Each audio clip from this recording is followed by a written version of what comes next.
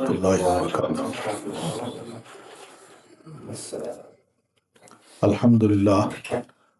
الحمدللہ وکفی وسلام علی عبادہ الذین اصطفی، اما بعد فاعوذ باللہ من الشیطان الرجیم، بسم اللہ الرحمن الرحیم۔ انا انزلنا الیک الذکر لتبین للناس ما نزل الیہم، صدق اللہ العظیم۔ آج کا ہمارا جو موضوع ہے تو بڑا حساس سا، لیکن یہ بتا دوں کہ اسلامی علوم میں ایک بہت بڑا درجہ رکھتا ہے، اور وہ ہے حدیث رسول صلی اللہ علیہ وسلم۔ حدیث کے بارے میں بہت سے ناواقفیت کی بنیاد پر، حدیث کے بارے میں بہت سی ناواقفیت کی بنیاد پر کئی شبہات ہیں لوگوں کو، اور شبہات بھی پیدا کر دیے گئے ہیں، اور شبہات کو ناواقفیت کی بنیاد پہ پیدا کیا گیا ہے، ورنہ یہ اتنا دلچسپ علم ہے، پیارے رسول صلی اللہ علیہ وسلم کی ذات سے پھوٹا ہوا، اور پھر اس کے بعد اس سے عالم اسلام یا ہماری پوری ہسٹری جتنی مستفید ہوئی ہے اس کا ہم اندازہ نہیں کر سکتے۔ ہمارے اس علم سے اورینٹلسٹ نے، جو مستشرق کہلاتے ہیں، انہوں نے اپنی ریسرچ میتھڈالوجی بنائی ہے کہ ہم اپنے ہاں کسی بھی تحقیق کو پروموٹ کریں تو اس کے اصول کیا ہوں، اس کے ضابطے کیا ہوں، اس کا طریقہ کیا ہو، اور یہ سارے طریقے انہوں نے علماء حدیث کے اس رویے سے سیکھی ہیں جو انہوں نے حدیث کے بارے میں اپنایا۔ مثلاً پہلے تو بات یہ ہے کہ ہم ذرا حدیث کو سمجھیں، حدیث ہے کیا۔ عام طور پر حدیث کے بارے میں یہ سمجھا جاتا ہے کہ یہ گویا کہ یوں لگتا ہے کہ اللہ کے رسول بولتے جاتے تھے اور لاکھوں کی تعداد میں حدیثیں ہمارے سامنے آ گئیں، اور جب یہ ہم سنتے ہیں کہ امام بخاری، امام مسلم اور اسی طرح بڑے بڑے علماء محدثین، امام احمد بن حنبل، امام مالک، جو کتابوں کے آتھر ہیں، حدیث کی کتابوں کے آتھر ہیں، انہوں نے گویا لگتا ایسے ہے کہ بس کام یہی کیا ہے کہ احادیث جو نبی علیہ الصلوۃ والتسلیم کی تھیں ان کو بغیر تحقیق کے یاد بھی کیا اور آگے پروموٹ کر دیا اور کتابوں میں لکھ بھی دیا۔ یہ ایک سوچ بنی ہوئی ہے۔ تو اصل جو چیز ہے وہ ہم حدیث کو سمجھیں۔ حدیث کہتے کس کو ہیں؟ رسول اللہ صلی اللہ علیہ وسلم کو آپ یہ سمجھیے کہ ہماری طرح وہ بھی ایک بشر ہیں، انسان ہیں۔ آپ کھاتے تھے، پیتے تھے، اٹھتے تھے، بیٹھتے تھے، بازاروں میں چلتے تھے، اور پھر اسی طرح آپ کو تکلیف بھی ہوئی، آپ بیمار بھی ہوئے، آپ نے لوگوں کے ساتھ معاملات بھی کیے، ٹھیک ہے۔ یہ رسول کو انسان سمجھ کے ہم ذرا دیکھیں۔ آپ 40 سال تک بغیر وحی کے اس دنیا میں رہے، اور آپ کو علم نہیں تھا کہ توحید کیا ہے، لا الہ الا اللہ کیا ہوتا ہے، اور رسالت کیا ہوتی ہے، اور اس کے علاوہ اور بھی بے شمار چیزیں ہیں جو دین کی ہیں، اس کے بارے میں آپ کا علم نہ تھا۔ قرآن مجید نے اس بارے میں آپ کو امی کہا ہے۔ امی کہتے ہیں ان لیٹرڈ انسان کو، جو نہ لکھنا جانتا ہو نہ پڑھنا جانتا ہو۔ مکہ کا جو رواج تھا وہ یہی تھا کہ وہاں پر کوئی اسکول نہیں تھا، کالج نہیں تھا، یونیورسٹی نہیں تھی، کوئی انسٹیٹیوشن نہیں تھا کہ جس میں لوگ اپنے بچوں کو ایڈمیشن کے لیے بھیجتے۔ تو رسول اللہ صلی اللہ علیہ وسلم اسی ماحول میں پلے بڑے ہیں، اور قرآن مجید نے اس سارے ماحول کو کہا یہ امیوں کا ماحول ہے۔ قد بعث اللہ فی الامیین رسولا، کہ اللہ نے امی لوگوں میں، ان پڑھ لوگوں میں، ان لیٹرڈ لوگوں میں رسول کو بھیجا۔ اب رسول کے بارے میں ہم یہ سوچیں کہ وہ ایک امی تھے، انہوں نے کوئی کتاب پڑھی، نہ کبھی یونیورسٹی گئے، نہ کسی کتاب، نہ کسی ٹیچر کے آگے کتاب کھولی، نہ کسی کلاس میں آپ گئے، تو آپ اسی طرح بڑے ہوئے ہیں۔ لیکن جو فطری، نیچرل جو ایجوکیشن تھی وہ رسول اللہ صلی اللہ علیہ وسلم کی فطرت میں موجود تھی، آپ کی فطرت میں موجود تھی۔ انسان کی فطرت یہ ہے کہ وہ غلط بات سے نفرت کرتا ہے، جھوٹ سے نفرت کرتا ہے، معاملات کو اچھا دیکھنا چاہتا ہے، لڑائی جھگڑے سے پرہیز کرتا ہے، اور اسی طرح یہ بھی فطرت ہے کہ میں ذرا صاف ستھرا رہوں۔ صاف ستھرا رہنے کے بھی طریقے ہر دور کے اپنے اپنے تھے اس وقت، تعلقات بھی ہمارے لوگوں کے ساتھ ہوں، مگر ان سب کے باوجود ان میں نخوت تھی، تکبر تھا، غرور تھا، اور معمولی معمولی باتوں پر بڑے جھگڑے تھے۔ تو رسول اللہ صلی اللہ علیہ وسلم اس ماحول میں بڑے ہیں اور 40 سال تک اس ماحول میں رہے ہیں، نہ کسی سے لڑائی کی، نہ جھگڑا کیا، نہ فساد کو پسند کیا، نہ لوگوں کے قبائل کی آپس کی لڑائی میں آپ شریک ہوئے۔ آپ ایک طرف رہے، حرم کے پاس گھر تھا، وہیں رہتے تھے۔ اور پھر پیارے نبی علیہ الصلوۃ والتسلیم جب 40 سال کے ہوئے ہیں تو قرآن مجید نے اب 2 باتیں کی آپ کے بارے میں، ایک سورہ روم میں ہے اور دوسری سورۃ والضحیٰ میں ہے۔ والضحیٰ میں اللہ تعالیٰ فرماتے ہیں وَوَجَدَكَ ضَالًّا فَہَدَىٰ، اللہ نے نبوت سے پہلے آپ کو گم کردہ راہ پایا ہے، پھر اس نے ہدایت دے دی۔ تو وہ کیا تھی؟ آپ کو راہ نہیں مل رہی تھی، 40 سال ہو گئے، کچھ سمجھ نہیں آتی تھی کہ میں کیوں پیدا ہوا ہوں، دنیا میں آنے کا مقصد کیا ہے۔ اور پھر دوسری بات یہ ہے کہ یہ کس نے پیدا کیا اس کائنات کو۔ غار حرا میں جب آپ تشریف لے جاتے تھے تو یہی سوچتے تھے۔ امام بخاری رحمۃ اللہ علیہ نے صحیح بخاری میں یہ لفظ استعمال کیے وَكَانَ يَتَحَنَّسُ فِيهِ، کہ آپ صلی اللہ علیہ وسلم وہاں پر چند راتیں ٹک کے دن رات میڈیٹیشن کیا کرتے تھے، اور اس میڈیٹیشن میں آپ کا غور و فکر سب سے ٹاپ پہ تھا کہ آسمان کس نے بنایا، زمین کس نے بنائی، ہم یہاں پیدا ہوئے ہیں تو کس لیے ہوئے ہیں، کیا ہم نے کھانا ہے، پینا ہے، کیا کرنا ہے، پھر مرتے ہیں کہاں چلے جاتے ہیں۔ یہ سوالات تھے آپ کے ذہن میں، اور نیچرل سوالات ہیں، فطری سوال ہے۔ تو ان سوالات کا جواب آپ کو نہیں مل رہا تھا، تو وہی جب نازل ہوئی تو اللہ نے فرمایا وَوَجَدَكَ ضَالًّا، اللہ نے بڑا احسان یہ کیا کہ آپ گم کردہ راہ تھے، اللہ نے آپ کو پھر وہی نازل کر کے ہدایت دے دی، راہ دکھا دی، مقصد زندگی بھی سمجھا دیا، اور عمل کیسے کرنا ہے وہ بھی سمجھا دیا، اور زندگی کیسے گزارنی ہے وہ بھی سمجھا دیا، اور مر کے انسان کہاں جائے گا وہ بھی سمجھا دیا، اس کا اینڈ کیا ہوگا وہ بھی سمجھا دیا۔ یہ تھے اللہ کے رسول صلی اللہ علیہ وسلم۔ تو پیارے نبی علیہ الصلوۃ والتسلیم پر جب بھی قرآن مجید، اللہ نے قرآن جہاں نازل کیا ہے، قرآن کے ساتھ رسول کو بھی بھیجا ہے۔ یہ یاد رکھیے، قرآن آپ پر اترتا تھا اور آپ صلی اللہ علیہ وسلم کے قلب اطہر پر اترتا تھا، سارا قرآن الحمد سے لے کر والناس تک آپ کے دل پہ اترا ہے۔ تو یہ جب قرآن اترتا تھا تھوڑا تھوڑا اترتا تھا، پورا بلک میں پوری کتاب کی صورت میں نازل نہیں ہوا، کیونکہ پوری کتاب کی صورت میں نازل ہوتا تو اس پر عمل کرنا بڑا مشکل ہو جاتا۔ یعنی آپ سوچیں نا، ایک عادتیں ہیں لوگوں کی، ان کو یکدم چھڑوانا کہ بھئی کتاب ہے اس پہ عمل کرنا شروع کر دو، یہ بڑا مشکل تھا، آسان نہیں تھا۔ اور یہ بھی ہو سکتا ہے کہ لوگ کہتے ہم نہیں عمل کرتے، ہم نہیں مانتے۔ مثلا انہیں کہا جاتا ہے کہ شراب چھوڑ دو، زنا چھوڑ دو، جوا چھوڑ دو، اور وہ جو عادی ہوں ان کو یکدم اس قسم کے احکام دیے جائیں، انہوں نے کہنا نہیں، ہم سے نہیں ہوتا، ہم نہیں مانتے ان چیزوں کو، ہم کیسے چھوڑیں؟ یا تو اس کا کوئی آلٹرنیٹ ہو، وہ بھی نہیں تھا ابھی۔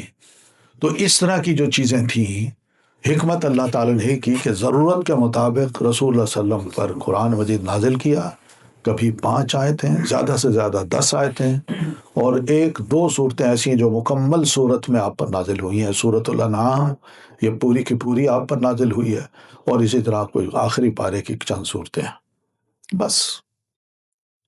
لیکن ان تھوڑی تھوڑی صورتوں کو نازل کرنے کا مقصد یہی تھا۔ میں نے آیت پڑھی تھی ابھی آپ کے سامنے کہ انا انزلنا الیک الکتاب لتبین للناس، ہم نے آپ کی طرف قرآن مجید کو اس لیے نازل کیا کہ آپ لوگوں کو ذرا واضح کر دیں، کھول کھول کے بتا دیں کہ قرآن مجید کی اس آیت کا مطلب کیا ہے، کیا سمجھنا ہے، اور پھر اس کے ساتھ ساتھ یہ بھی کہ عمل اگر کرنے کی بات ہے تو وہ کیسے کرنا ہے وہ بھی کر کے دکھا دیں، اور کوئی بھی شبہ ہے، سوال ہے، وہ بھی کر لیں تاکہ اس کا جواب بھی ان کو مل جائے۔ یہ ہے لتبین للناس کا آپ کا فرض بنتا ہے کہ آپ اس کو کھول کھول کے بیان کریں۔ اب نبی علیہ الصلوۃ والتسلیم پر مثال کے طور پر یہ آیت نازل ہوئی، نماز پڑھیے، اقیم الصلاۃ، نماز پڑھیے۔ اب یہ اقیم الصلاۃ کا جو پورے قرآن میں پڑھیے، نماز میں طریقہ نہیں بتایا گیا۔ پڑھ لیجیے الحم سے لے کر ورنہ، زکوٰۃ کا طریقہ نہیں بتایا گیا، زکوٰۃ دیجیے یہ کہا ہے، حج کیجیے یہ کہا ہے، رمضان کے روزے رکھیے یہ کہا ہے، مگر اس کا طریقہ کیا ہے وہ نہیں بتایا۔ طریقہ اس لیے نہیں بتایا کہ رسول اللہ صلی اللہ علیہ وسلم پر کو اللہ تعالیٰ نے فرمایا کہ یوں کرو یوں کرو یوں کرو، اور وہ جو فرمایا ہے اس کا قرآن مجید میں ذکر نہیں ہے، مگر یہ گارنٹی ہے کہ وما ينطق عن الهوى ان هو الا وحی یوحی، یہ رسول جب بھی بات کرتا ہے خواہش نفس کی بنیاد پہ بات نہیں کرتا، بلکہ اس پر وحی کی جاتی ہے، اور اس وحی کے مطابق وہ بولتا ہے، کرتا ہے اور بتاتا ہے۔ تو مطلب یہ ہوا کہ قرآن مجید کو رسول اللہ صلی اللہ علیہ وسلم کے نزول کے بعد آپ صلی اللہ علیہ وسلم کو یہ گائیڈ کیا جاتا تھا اللہ کی طرف سے، فرشتے کی طرف سے، کہ اللہ کے رسول نماز یوں یوں پڑھنی ہے، اور وہ بھی دین کا یہ ہے لتبین للناس، کیا کہ آپ لوگوں کو کھول کھول کے بتائیں۔ تو آپ عمل کرتے تھے، صحابہ اس کو فالو کرتے تھے، اور یہی معنی ہے قرآن مجید میں اس آیت کا کہ اطیعوا الرسول، رسول کی اطاعت کرو، رسول کی اطاعت کرو۔ تو یہ اطیعوا اللہ و اطیعوا الرسول کی جو بات آتی ہے وہ یہی ہے کہ رسول کی اطاعت کرو۔ من قرآن مجید میں ہے کہ من یطع الرسول فقد اطاع اللہ، جس نے رسول کی اطاعت کر لی اس نے گویا اللہ کی اطاعت کر لی۔ یہ کھول کھول کے یہ بات سمجھا تھی۔ اب آئیے رسول اللہ صلی اللہ علیہ وسلم اس پر عمل کیسے کرتے تھے، یہاں سے ہم حدیث کا معنی سمجھیں گے۔ وہ یہ ہے کہ مثلا آپ ہیں یا میں ہوں، ہمارا کیا کام ہے، ہم سے تین چیزیں صادر ہوتی ہیں ہماری ذات سے، ہم یا تو بولتے ہیں یا کچھ کرتے ہیں، یا ہمارے سامنے کچھ ہو رہا ہوتا ہے، اچھا ہے تو خاموش رہتے ہیں، برا ہے تو روک دیتے ہیں، مرضی کے مطابق ہے تو اوکے، اور نہیں ہے تو ہم کہتے ہیں ختم، روک دیتے ہیں۔ اللہ کے رسول صلی اللہ علیہ وسلم بھی ایسا کرتے تھے۔ آپ بولتے تھے جہاں ضرورت ہوتی تھی، اور جہاں عمل کرنے کا وقت آتا تھا تو عمل کرتے تھے، اور جہاں دیکھتے کہ وہ غلط کام ہو رہا ہے تو وہاں روک دیتے تھے، ورنہ صحیح ہوتا اٹس اوکے، وہ آپ کی ٹیسٹ اپروول ہوتی تھی، ایک خاموش اپروول تھی آپ کی۔ اب یہ تینوں چیزیں اگر دیکھیں، بولنا، عمل کرنا، اور اس کے ساتھ ساتھ آپ کی اپروول، ان تینوں کو ملائیں تو یہ تینوں چیزیں رسول اللہ صلی اللہ علیہ وسلم کے اندر سے جب صادر ہوں گی، آپ سے نکلیں گی، تو اس کو حدیث کہتے ہیں۔ اس کو حدیث کہتے ہیں۔ حدیث صرف اس کو نہیں کہتے کہ آپ بولتے جاتے تھے اور صحابہ سنتے جاتے تھے، یاد کرتے جاتے تھے۔ اس لیے آپ نے اکثر دیکھا ہوگا حدیث کی کتاب کے مطالعے کے وقت کہ صحابی کہتے ہیں سمعت رسول اللہ صلی اللہ علیہ وسلم قال، میں نے اللہ کے رسول صلی اللہ علیہ وسلم سے سنا آپ نے یہ فرمایا۔ پھر یہ بھی کہا رأیت رسول اللہ صلی اللہ علیہ وسلم کان یفعل کان یتوضأ کذا و کذا، میں نے اپنی آنکھوں سے دیکھا اللہ کے رسول وضو یوں یوں کرتے تھے۔ تو یہ آپ کا یہ کرنا جو ہے یہ بھی حدیث ہے، اور آپ کا بولنا جو ہے یہ بھی حدیث ہے، اور پھر آپ کے اخلاق ہیں، آپ کی خاموشی ہے، آپ کے کچھ ایسے کام ہیں جن کو آپ کی عادات کہیں، جو کچھ کہیں، یہ سب چیزیں بھی اپروول ہوتی ہیں کہ اللہ کا رسول، قرآن مجید کی گارنٹی ہے کہ ما ينطق عن الهوى ان هو الا وحی یوحی، رسول جب بھی کچھ بولتا ہے، نطق کا لفظ ہے، نطق کا مطلب ہے لینگویج، تو یہ نطق جو ہے نا باڈی لینگویج ہو یا وربلی کوئی چیز ہو اس کو کہہ دیتے ہیں نطق۔ تو آپ کی باڈی لینگویج بھی بتا رہی ہوتی ہے کہ یہ وحی ہے، اور آپ کی زبان مبارک سے نکلے الفاظ وہ بھی وہی ہے۔ تو یہ دونوں تینوں چیزیں جو ہے نا اس کو کہتے ہیں حدیث۔ مزے کی بات یہ ہے آج کل الحمدللہ ہر شے کمپیوٹرائز ہو گئی ہے، ان تینوں چیزوں کو اگر آپ پرسنٹیج نکالیں تو پتہ یہ چلتا ہے کہ آپ صلی اللہ علیہ وسلم نے جو اپنی جو لفظ کہے ہیں نا منہ سے، جو ارشادات آپ نے کہے ہیں، وہ زیادہ سے زیادہ 25% ہے، زیادہ سے زیادہ. اور جو ایکشنز ہیں، آپ نے جو کام کیے ہیں، وہ مور دین 70% ہے، اور باقی جو ہیں وہ آپ کے اپروولس. نتیجہ کیا نکلا؟ نتیجہ یہ نکلا کہ آپ بولتے کم تھے، کرتے زیادہ تھے. اور یہی لیڈر کی صفات ہوتی ہیں، نبی کی صفات بھی یہی ہے، بولو کم کرو زیادہ، کر کے دکھاؤ. اور پیارے رسول صلی اللہ علیہ وسلم یہ کرتے تھے. اب ان تینوں چیزوں کو اکٹھا کریں تو اس کو کہتے ہیں حدیث. مگر ہمارے ہاں حدیث کا معنی عجیب و غریب لیا گیا کہ امام بخاری نے 6 لاکھ حدیثیں یاد کر لی.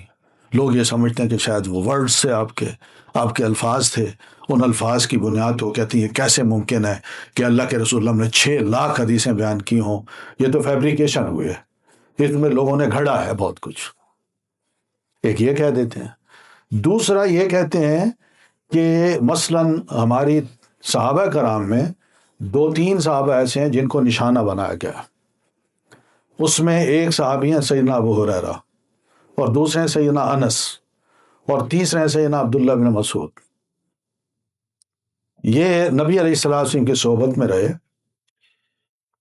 انہوں نے حدیث یاد کی اور اس کو آگے نریٹ کیا، شاگردوں کو بتایا. ہوا یوں ہے کہ مثلاً میں اب آپ کے سامنے بیٹھا ہوں، میں ایک بات کرتا ہوں، آپ سننے والے 50 لوگ ہیں. وہی ایک بات آپ 50 لوگ جب اپنے اپنے علاقے میں گھر میں جائیں گے اور جا کے آپ نے اپنے کسی کو بھائی کو بتایا، انہوں نے اپنی والدہ کو بتایا، انہوں نے اپنی بہن کو بتایا، انہوں نے اپنے چچا کو بتایا، تو یہ جو بتانا ہے یہ آپ نے مجھ سے سنا اور گھر جا کے بتایا، تو یہ ایک چین بن گئی. انہوں نے سنا تو انہوں نے جا کے دوستوں کو بتایا، یہ بھی ایک چین بن گئی. کیوں؟ اس لیے کہ انہوں نے یہ جا کے کہنا ہے مجھے فلاں نے یہ بیان کیا ہے، نام لے گا. تو صحابہ یہی کرتے تھے کہ اللہ کے رسول صلی اللہ علیہ وسلم سے میں نے سنا اور دوسرے کو آپ بتا رہے ہیں. یہ ایک چین بن جاتی ہے کہ اب ابو ہریرہ، پھر ان کے شاگرد، پھر ان کے شاگرد، یہ ایک چین بن گئی. آپ نے سنا تو آپ نے اپنے ہاں جا کے بتایا، وہ بھی ایک چین بن گئی. ٹیکسٹ ایک ہے، میں نے جو بات کہی یہ ٹیکسٹ ایک ہے، لیکن آگے جو چین بنی ہے وہ بہت ساری بن گئی. ہر چین جو ہے نا وہ ایک حدیث کہلاتی ہے، ہر چین حدیث کہلاتی ہے. اور اگر اس چین میں سے ریپیٹیشن کو ہم نکال دیں تو وہ مشکل جا کے 2-3 حدیثیں بنتی ہیں جو سیدنا ابو ہریرہ رضی اللہ تعالیٰ عنہ کی ہیں، وہ مشکل. تو ابو ہریرہ رضی اللہ تعالیٰ عنہ نے تقریباً کوئی ان کی روایات آتی ہیں 5700 کے قریب، یہ اکٹھی کی گئی ہیں، مختلف چینز کو اکٹھا کیا گیا، اور اکٹھا کر کے امام بقی ابن مخلد رحمۃ اللہ علیہ اندلس کے تھے، قرطبہ کے، انہوں نے بڑی محنت سے یہ کام کیا اور ایک مسند لکھی جس میں پورا حدیث لٹریچر جو پھیلا ہوا تھا اس کو اکٹھا کیا. اندلس سے نکلے، مڈل ایسٹ آئے، شام، مصر اور مختلف شہروں میں جہاں جہاں بڑے بڑے علماء تھے ان کے پاس لائبریریاں تھیں، کتابیں تھیں، ان سب کو لیا، انہیں نوٹ کیا. نوٹ کرنے کے بعد جب واپس اندلس پہنچے اس سارے میٹیریل کو لے کے تو ایک کتاب لکھی. اور یہ کتاب اتنی بڑی تھی، ضخیم کتاب تھی کہ امام احمد کی جو اس وقت مسند ہے اس میں تقریباً 42,000 روایات ہیں، 42,000. ان روایات کے مقابلے میں یہ 3 گنا موٹی تھی کتاب، مسند بقی ابن مخلد. تو بقی ابن مخلد کی جو مسند تھی وہ بڑے بڑے علماء کے ہاتھوں میں تھی. اس میں خاص طور پر امام ابن الجوزی رحمۃ اللہ علیہ، ایک بہت بڑے، پچھلے ہفتے بھی غالباً ان کا ذکر میں نے کیا تھا کہ وہ ان بزرگوں نے اس کتاب کو سامنے رکھ کے کاؤنٹ کیا کہ سیدنا ابو ہریرہ کی ٹوٹل روایات کتنی ہیں مسند بقی ابن مخلد میں، اور سیدنا عبداللہ بن مسعود کی کتنی ہیں، سیدنا انس کی کتنی ہیں. وہ ٹوٹل کا انہوں نے نمبر لکھا ہے جو ان کی کتاب میں اس وقت بھی موجود ہے۔ تو اسی نمبر کو ہمارے لوگوں نے لیا اور کہا یہ کیسے ممکن ہے کہ 5700 روایات سیدنا ابو ہریرہ رضی اللہ تعالیٰ عنہ بیان کریں، اور اتنے عرصے میں بیان کریں کہ وہ سن 6 ہجری میں یمن سے نکل کے اپنی والدہ کو لے کے آتے ہیں کہاں؟ مدینہ میں۔ اور مدینہ میں اللہ کے رسول نہیں تھے، اللہ کے رسول صلی اللہ علیہ وسلم خیبر میں تھے۔ خیبر کا یہودیوں کے ساتھ، بنو قریظہ کے ساتھ یا یہودیوں کے ساتھ آپ دو دو ہاتھ کر رہے تھے۔ اس وقت آ کے ابو ہریرہ نے جوائن کیا، اور خیبر کے بعد اللہ کے رسول صلی اللہ علیہ وسلم زیادہ سے زیادہ 4 سال زندہ رہے ہیں۔ تو کہتے ہیں 4 سال کے عرصے میں ابو ہریرہ نے اتنی زیادہ روایات کیسے بیان کر دی؟ اور جو صحابی ابو بکر صدیق ہیں، سیدنا عمر ہیں، جو بچپن کے ساتھی ہیں اور وفات تک آپ کے ساتھ رہے، ان کی تو اتنی روایات ہے نہیں، ان کی کیوں اتنی زیادہ ہے؟ تو اس کا مطلب ہے کہ گھڑی گئی ہیں، گھڑی گئی ہیں۔ تو اس طرح کی باتیں کر کے شبہات سے پیدا کر دیے جاتے ہیں، اور ہمارا بندہ چونکہ ان چیزوں سے واقف نہیں ہوتا، وہ کہتا بات تو صحیح ہے یار، عقل کو لگتی ہے، لیکن عقل تھوڑی سی ادھر بھی لگانی چاہیے کہ ہمارے ان بزرگوں نے جو کچھ کیا ہے وہ کیا کوششیں ہیں۔ وہ کوشش میں تھوڑی سی بتا دوں، بات ختم کروں گا، اس لیے کہ پھر آپ کے ذہنوں میں اگر کوئی سوال ہو تو وہ شاید زیادہ مناسب ہوں گے۔ وہ اس طرح کہ مثلاً سیدنا ابو ہریرہ رضی اللہ تعالیٰ عنہ نے 6,000 حدیثیں روایت کی ہیں۔ تو یہ روایت کا میں آپ کو طریقہ بتا چکا ہوں کہ ابو ہریرہ نے بھری مجلس میں، اور یہ یاد رکھیے صحابہ کرام کو حدیث سنانے کا شوق نہیں تھا، کیا ہو میں تمہیں حدیثیں سناتا ہوں، یہ شوق نہیں تھا، بلکہ اصل یہ تھا کہ لوگ صحابی رسول سمجھ کے ان سے مسائل پوچھتے تھے۔ یہ ایک الگ ٹاپک ہے جس کو انشاءاللہ میں بات کروں گا۔ وہ مسائل پوچھتے تھے، اور صحابہ کرام کا انداز جو تھا مسائل بتانے کا یا آج کل کے دور میں فتویٰ دینے کا، وہ صرف اور صرف یہی تھا کہ وہ یہ نہیں کہتے تھے میرا خیال ہے یوں کر لو، یہ کر لو، وہ کر لو۔ دین کی حفاظت کے لیے وہ یہی کرتے تھے، صرف زیادہ سے زیادہ اگر مسئلہ یاد ہے تو حدیث کو سنا دیتے تھے، اس کا جواب یوں دیتے، تم نے وضو کے بارے میں پوچھا کہ وضو کیسے کرنا چاہیے، تو میں نے رأیت رسول اللہ صلی اللہ علیہ وسلم کان یتوضأ کذا و کذا، میں نے اللہ کے رسول صلی اللہ علیہ وسلم کو دیکھا آپ وضو اس طرح کرتے تھے۔ اس کے سوال کا جواب دے دیا، اپنی طرف سے ایک لفظ بھی ایڈ نہیں کیا۔ یہ محتاط طریقہ تھا صحابہ کرام کا۔ تو سیدنا ابو ہریرہ رضی اللہ تعالیٰ عنہ کی یہ 4 سالوں میں اتنی زیادہ احادیث پر اعتراض ہے، اور ابو بکر رضی اللہ تعالیٰ عنہ جو بچپن سے لے کر جوانی تک، جوانی سے لے کر نبوت تک، نبوت سے لے کر ہجرت تک، اور ہجرت سے لے کے آپ کی وفات تک جو زندہ رہے ہیں ساتھ، انہوں نے اتنی روایتیں بیان نہیں کی۔ کیا وجہ ہے؟ اس کا مطلب ہے ابو ہریرہ نے 4 سال میں اتنا کچھ کہا ہے، اتنا کچھ کہا ہے جو اللہ کے رسول نے نہیں کہا۔ پھر وہی بات میں کہوں گا، ریپیٹیشن، کہ نریشن کو اگر ہم ریپیٹیشن کو نکال دیں تو یقین مانیے ابو ہریرہ رضی اللہ تعالیٰ عنہ کی زیادہ سے زیادہ 7 یا 8 احادیث بنتی ہیں، اور یہ احادیث وہ ہیں جن کو عبداللہ بن مسعود بھی روایت کرتے ہیں، انس بن مالک بھی روایت کرتے ہیں۔ ریپیٹیشن اس کو ہم کاؤنٹ نہیں کر رہے، بلکہ ہر نریشن کو ہم نے حدیث، محدثین نے اس کو حدیث کہا ہے، لیکن ٹیکسٹ الگ نہیں ہے، ٹیکسٹ ایک ہی ہے۔ اس ٹیکسٹ کو اگر دیکھیں تو وہ ٹیکسٹ کوئی ایسی بات نہیں ہے، اس چین سے بھی وہ ٹیکسٹ بیان کی جا رہی ہے، اس چین سے بھی وہ ٹیکسٹ بیان کی جا رہی ہے، اس چین سے بھی وہ ٹیکسٹ بیان کی جا رہی ہے، اس چین سے بھی۔ اب ایک بات قابل غور ہے، یہ اتنی ساری چینز ہوں آپ کے پاس، جس کو عربی میں متن، سند کہتے ہیں، حدیث کی سند، وہ سند اگر آپ کے پاس ہو، اتنی ساری سند ہیں، یہیں پر آپ کاؤنٹ کر لیں۔ ہم جتنے لوگ بیٹھے ہیں، اگلے ہفتے بے شک آپ آ کے ان کے نام نوٹ کر لیں، نوٹ کرنے کے بعد ان سے اگلے ہفتے پوچھیں ہاں جی آپ نے کس کو بتائی، اس کا نام مجھے بتا دیں، وہ لکھیں۔ لکھنے کے بعد اب ان کو تیسرے بندے کو دیں، سب کے، وہ ذرا نام یاد کر کے دکھا دے۔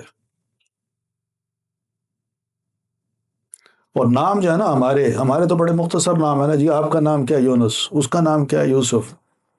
عربوں کے نام ایسے نہیں ہوتے، وہ ہوتا ہے محمد ابن یوسف بن یونس بن فلاں بن فلاں بن فلاں، اور پھر آگے قبیلہ کہ ازدی ہے، اور پھر شہر کا نام اصفہانی ہے، مصری ہے، شامی ہے، وہ سب نام ہوتا ہے۔ تو یہ عربوں میں یہ سب چیزیں، اتنا لمبے ناموں کو یاد کرنا کوئی آسان کام نہیں ہے۔ ایک نریشن میں اگر 5 یا 6 بندے ہیں، ایک کے بعد دوسرا، دوسرے کے بعد تیسرا، اس کا بھی لمبا نام ہے، ان کا بھی لمبا نام ہے، ان کا بھی لمبا نام ہے، اور پھر جا کے اللہ کے رسول صلی اللہ علیہ وسلم یا صحابی کا نام آتا ہے، تو اس سارے کو یاد کرنا، اور پھر ٹیکسٹ کو یاد کرنا، اور ہر ایک کی ٹیکسٹ کو یاد کرنا۔ اس نیریشن کی ٹیکسٹ ہے وہ یوں ہے، یہ لفظ ہیں، اور اس نیریشن کے یہ لفظ ہیں، اس کے یہ ہیں، اس کے یہ ہیں۔ اس سے آپ اندازہ کریں کہ انہی کے اندر سے چھانٹی کرنا، اور چھانٹی بھی اس چیز کی کہ ان میں موسٹ اتھینٹک چیز کون سی ہے، موسٹ اتھینٹک روایت کون سی ہے۔ یہ کوئی آسان کام نہیں ہے، ریسرچ کا کام ہے، اور محدثین نے یہی کام کیا ہے۔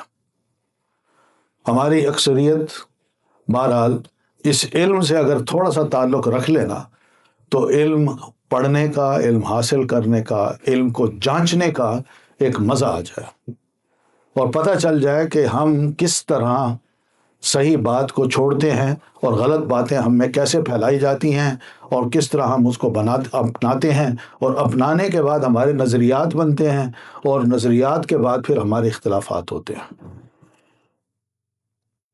یہ وہ چیز ہے جو کہ مختصراً میں چاہ رہا تھا کہ آپ کو بتاؤں، کہ پیارے رسول صلی اللہ علیہ وسلم کی حدیث کو ہم سمجھیں کہ رسول اللہ صلی اللہ علیہ وسلم کی حدیث کا تعلق وحی سے ہے، اور وحی کے بعد اس حدیث کی یہ 3 قسمیں آپ بنا لیں۔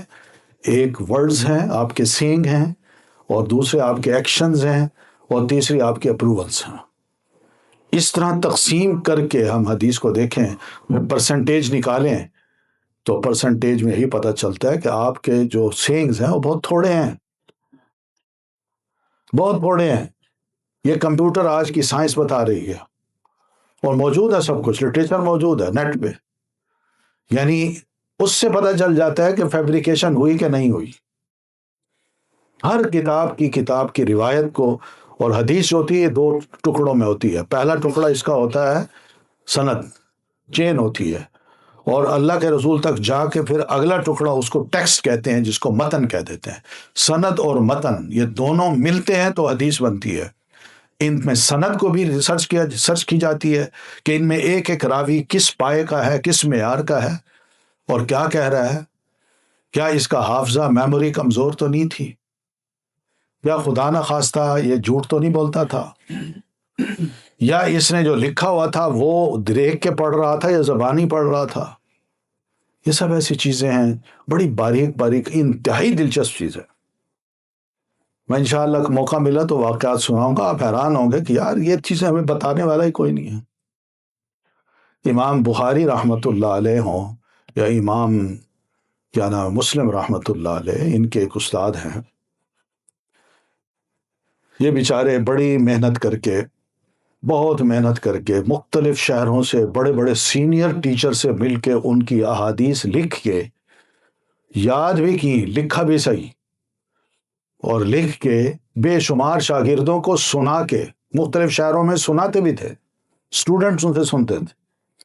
جب اپنے شہر پہنچے تو لوگ نکل آئے استقبال کے لیے، انہوں نے دیکھا یہ سواری پہ بیٹھے ہیں، تو لوگ آئے قریب، تو انہوں نے دیکھا اتنا بڑا عالم ہے، اتنے بڑے بڑے علماء سے سیکھ کے آیا ہے، تو کم از کم اس کو ویلکم بھی کہیں اور پوچھیں۔ تو انہوں نے سوال کیا کسی نے، آپ اتنا عرصہ باہر رہے ہیں، کیا علم لائے ہیں آپ؟ تو ان کی خود میں وہ لپٹے ہوئے کاغذ جو تھے وہ پڑے ہوئے تھے۔ اس وقت جو بک تھی وہ سکرول میں ہوتی تھی، ہمارے ہاں تو یہ ورقے ہیں نا، اس وقت سکرول ہوتے تھے۔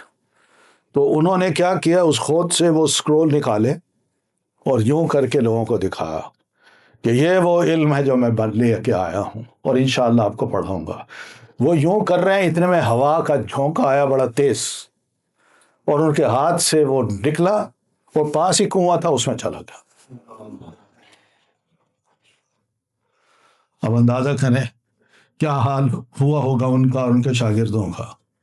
اب یہاں پر امام بخاری اور امام مسلم وہ یہ طے کرتے ہیں کہ جب تک ان کے پاس وہ لکھا ہوا میٹر تھا اس وقت تک انہوں نے جو حدیثیں بیان کی تھیں وہ تو ہم کہہ سکتے ہیں صحیح ہیں، لیکن جب وہ میٹر ضائع ہو گیا پھر وہ اپنی میموری سے سناتے تھے تو یہ ویک ہے۔ یہ معیار تھا، یہ معیار بنایا انہوں نے، کیونکہ وہ دیکھ کے بھی پڑھاتے تھے، یاد بھی تھا ان کو، لیکن جب اصل مٹیریل گم ہو جائے تو انسان پھر اندازوں سے بات کرتا ہے۔ تو انہوں نے کہا نہیں، طے یہی کیا کہ جب تک وہ میٹر ان کے پاس تھا اس وقت تک جو حدیثیں انہوں نے بیان کی وہ ہم دیں گے، اور جب وہ ضائع ہو گیا تو اس کے بعد کی حدیث ہم چھوڑ دیں گے۔ یہ کون آج اس چیز کو سوچتا ہے؟ کون سوچتا ہے؟ میں چھوٹی سی بات کو الزام نہیں لگا رہا، آپ صحافت کو دیکھ لیں کیسے چلتے چلتے خبریں بنتی ہیں اور اخباروں کی زینت بن جاتی ہیں، یہ ہو گیا وہ ہو گیا، اور پھر بعد میں پتہ چلتا کچھ بھی نہیں ہے۔ اصل بندے سے پوچھیں وہ کہتا ہے میں نے یہ کیا ہی نہیں، اور اخبارات میں اس کو بدنام کرنے یا معلوم نہیں کیا کچھ کرنے کے لیے بہت کچھ ہو رہا ہے۔ یہ ڈیفیوز اس طرح کی جو یعنی افواہوں کو پھیلانا ہے، اس کو قرآن مجید نے اس کو بڑا کنڈیم کیا ہے۔ نبی علیہ السلام کے دور میں مدینہ میں منافقین نے جنگ کے دوران جو جوس سے ہو رہی تھی تو انہوں نے منافقین نے خاص طور پر غزوہ احزاب سے پہلے اتنی غلط فہمیاں پھیلانے کی کوشش کی، اتنی غلط فہمیاں کہ مسلمانوں کا morale جو ہے نا وہ ختم ہو جائے گا، لیکن اللہ نے قرآن مجید میں کہ یہ سب آیات اتار کے ان کو مرجف کہا ہے۔ مرجف کا مطلب ہے قرآن مجید کی آج کل کے دور میں مرجف کا مطلب ہے وہ کون سی خبر ہوتی ہے جی؟ Break news, breaking news. یہ چھوڑنے والے جو ہے نا بریکنگ نیوز کرنے والے یہ وہ لوگ ہیں، اور مسلمانوں کو سمجھا ان کی بات پہ کوئی یقین نہیں کرنا، اور الحمدللہ مسلمانوں نے ان کی بات پہ کوئی یقین نہیں کیا، تبھی تو کامیاب ہوئے مسلمان۔ تو بہرحال یہ چند ایک تھوڑی سی باتیں ہیں، امید ہے کہ تھوڑی سی سمجھ آئی ہوگی، اگر نہیں آئی تو وہ بھی سوال کر لیں، ورنہ کوئی اور سوال ہو تو وہ بھی انشاءاللہ کر لیجیے گا۔ وعلیکم السلام جی۔ وعلیکم السلام۔ اکثر علماء کرام سے سنا گیا ہے کہ ایک محدث تھے تو وہ سفر کرتے تھے، ان کو جہاں پتہ لگتا تھا کہ یہ حدیث ملے گی مجھے، تو وہ سفر کر کے ایک ایسی جگہ پر گئے جہاں ایک آدمی پرندوں کو دانہ ڈال رہا تھا۔ نہیں یہ ایسی بات نہیں ہے، وہ امام احمد میں سنتا ہوں، میں جانتا ہوں امام احمد کی طرف منسوب ہے یہ بات، انہوں نے ایسی بات نہیں کہی۔ وہ جھولی اس کی خالی تھی، وہ گدھے کو کہہ رہا تھا پکڑنے کے لیے، تو وہ دیکھ کے واپس چلا آیا، ایسا مسئلہ نہیں ہے۔ وہ یہ معیار نہیں ہوتا، معیار یہ ہوتا ہے اس کو جج کیا کرتے تھے۔ جج کرنے کے لیے سب سے پہلے محدثین کا، اس فیلڈ کے لوگوں کا پہلا کام یہ ہوتا تھا کہ وہ اس کے محلے کی مسجد میں جس میں وہ نماز پڑھتا تھا وہاں جاتے تھے، اور پھر اس کی نماز کو پہلے چیک کرتے تھے کہ نماز کیسے پڑھتا ہے، کیسے پڑھتا ہے، پہلے یہ چیک کرتے تھے۔ اگر اس کی نماز صحیح ہوتی تو سمجھتے تھے کہ یہ اس قابل ہے کہ اس کی بات سنی جائے، پہلا یہ چیک ہوتا تھا۔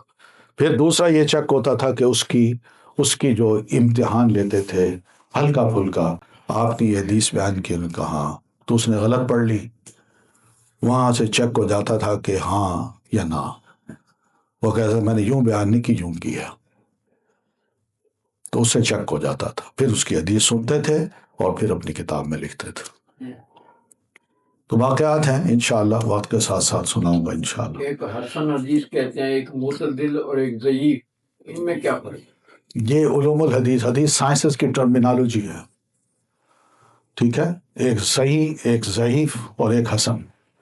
تو یہ ٹرمز معتدل بھی کہتے ہیں؟ نہیں، معتدل نہیں کہتے، تعدیل کا لفظ ہے، جرح و تعدیل وہ الگ ہے۔ یہ کریٹیسزم ہے کہ ایک حدیث پر کریٹیسائز کرنا ہے بڑے عالم نے، ایک راوی پر، اس کی میموری پر، اس کی اتھینٹسٹی پر یا اس کی ویکنس پر اس کے پروف دینا ہے، اور پھر ٹیکسٹ پر بھی کچھ کہنا پڑتا ہے کہ یہ ٹیکسٹ صحیح ہے کہ نہیں ہے۔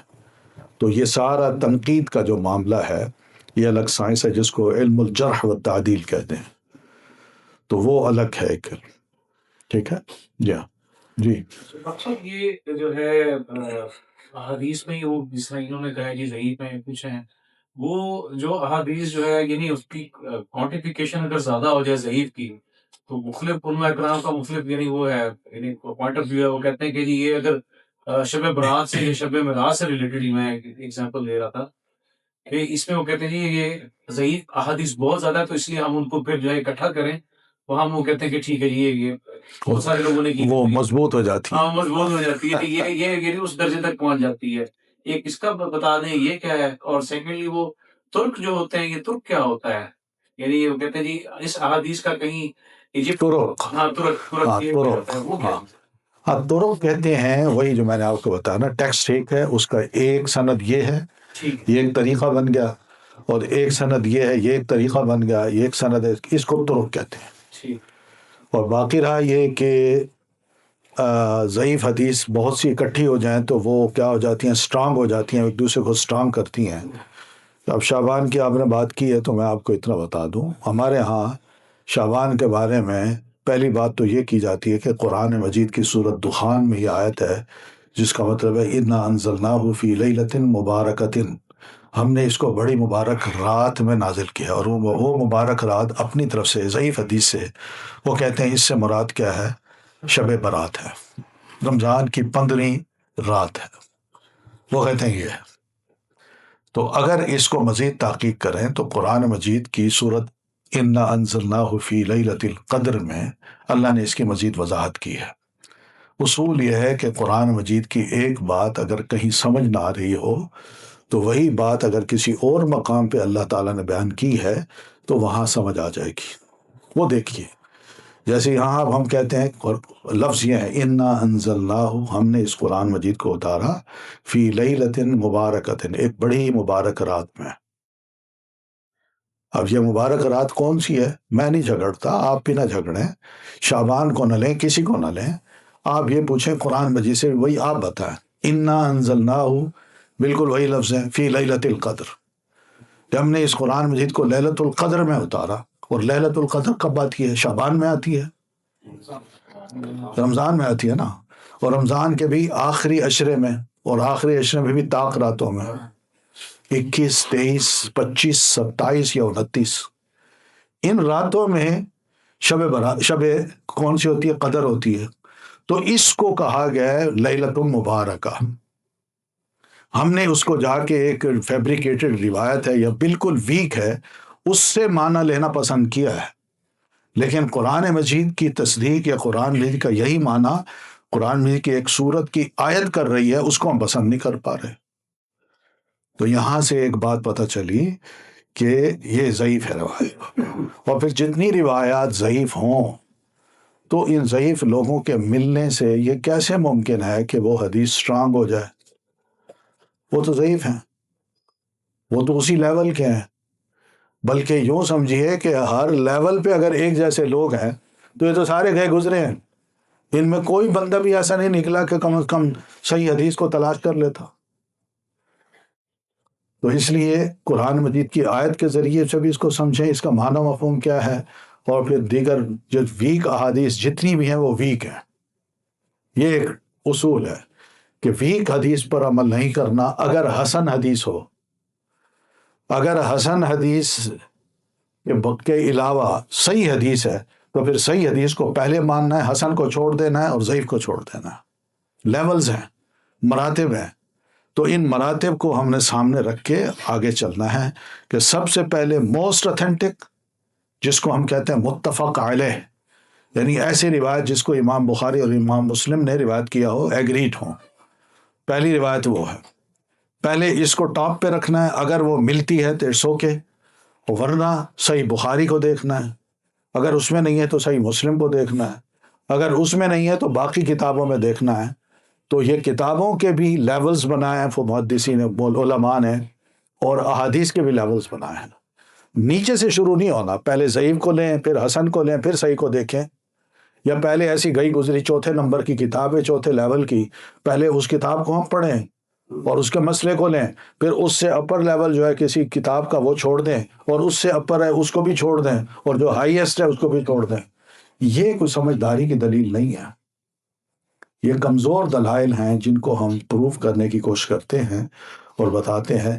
اس طرح کی شب برات کی کوئی روایت کسی اتھینٹک سورس میں نہیں ہے، کسی اتھینٹک بک میں ہے ہی نہیں۔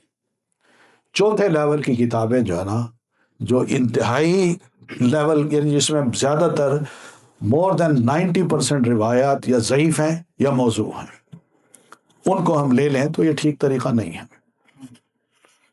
ڈاکٹر صاحب میں کرنا چاہوں گا کمنٹ کہ آپ کی بات سے مجھے ایک بات سمجھ آئی ہے کہ جو حدیث کا علم ہے وہ ہم ایک کلاس یا اس قسم کی کلاسز میں آپ ہمیں نہیں سکھا سکتے۔ اگر ہمیں کوئی چیز نہیں سمجھ آئی تو ہم ادب کو اپنے ذہن میں رکھیں۔ ہماری عقل میں سمجھ نہیں آئی اگر ہم کسی کلاس میں بیٹھے ہوں اور اگر میتھس کا کوئی بڑا سمجھ نہ آئے تو ہم ادب سے کہتے ہیں آئنسٹائن نے جو کہا ہونا ہے صحیح کہا ہونا ہے، میری نہ علم۔ لیکن میں آج کل دیکھتا ہوں کہ انجینئر جس طرح مطلب اس نے آج کل کے لوگوں کی اگر زبان بہت اوپن کرتے تھے، وہ اللہ اور رسول کا ادب والا کوئی سین نہیں ہے۔ بالکل تو اگر سمجھ نہیں آئی تو ہماری نہ آئی ہوئی نا ڈاکٹر صاحب، یہ تو نہیں نا کہ ہم کہیں میں نے فیصلہ کر دیا یہ بات سمجھ نہیں آ رہی، اور لوگ کہیں گے بھائی کیسے یہ اگر انجینئر صاحب نے فرما دیا تو بندہ اپنا سر پکڑ لیتا ہے کہ نہ وہ عالم نہ تو عالم۔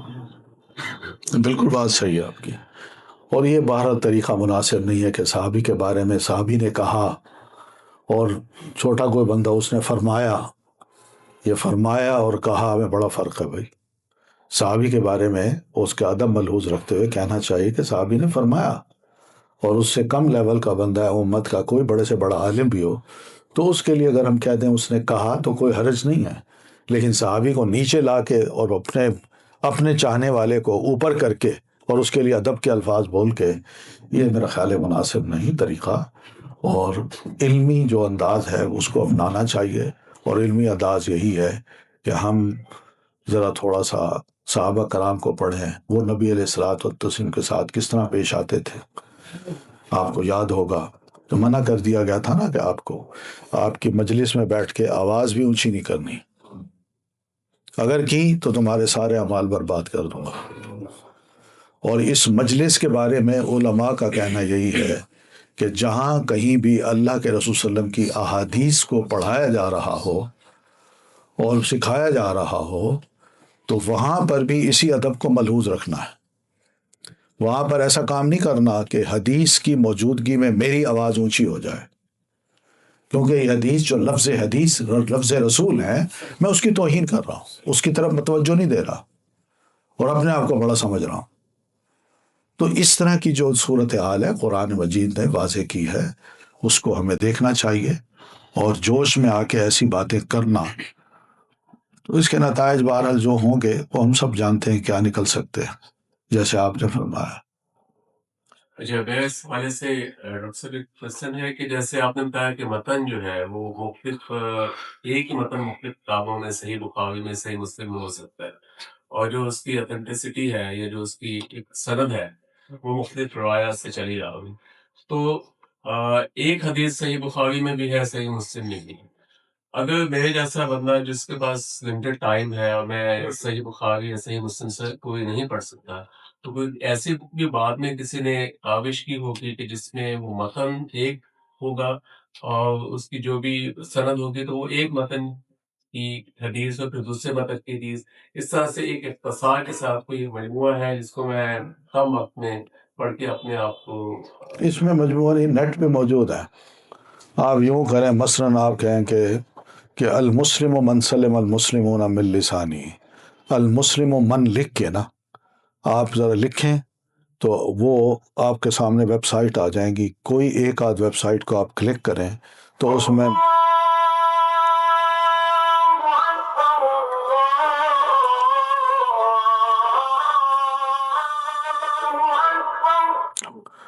میں یہ ہوگا کہ پوری ایک لسٹ آ جائے گی کہ آپ نے جو لفظ من سے شروع کیا ہے نا تو وہ من کی احادیث یہ ہیں، وہ پوری حدیثیں آ جائیں گی۔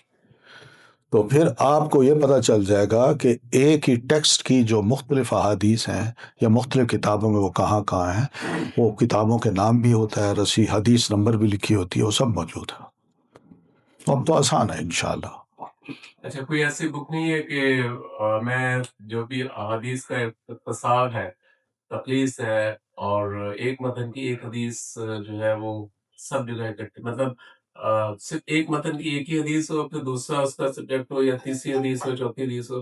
اس طرح یہ ہوگا کہ صحیح مسلم، صحیح بخاری یا سنن ابی داؤد پڑھنے کے بجائے میں ان کا ایک خلاصہ پڑھ سکوں گا جس میں مجھے زیادہ تر جو ٹاپکس ہیں وہ مل جائیں گے. تو اس میں علماء نے، امام زبیدی ہیں، زبیدی، انہوں نے مختصر صحیح بخاری بھی لکھی ہے، مختصر صحیح مسلم بھی لکھی ہے، اس کو بھی آپ دیکھ سکتے ہیں. اور اسی طرح ایک زغلول بسیونی وہ گزرے ہیں ابھی ریسنٹلی، کچھ 70s میں ان کا انتقال ہوا ہے. انہوں نے پورا ایک انسائکلوپیڈیا لکھا ہے تو موسوعہ کے نام سے.